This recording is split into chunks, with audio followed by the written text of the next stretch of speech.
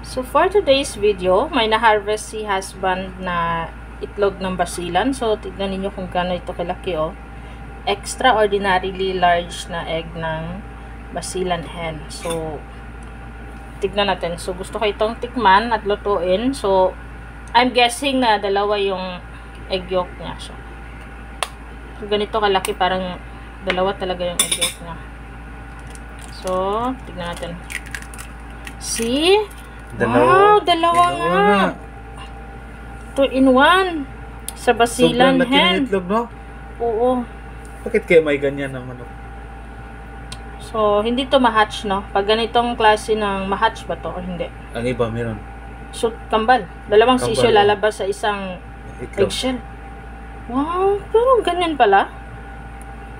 So, dalawa siya. So, lulutuin na lang kasi humingi ako ng...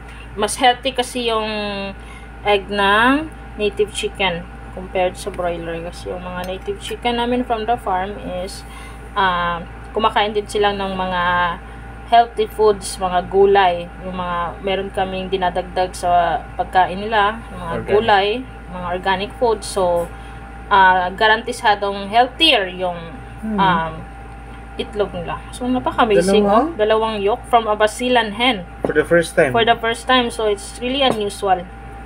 Pero, teka lang. Kung meron ganong kalaki na itlog from the basilan, meron din ganito kaliit. Para siyang itlog ng pugo. Julen. Para siyang marble. Liit-liit niya.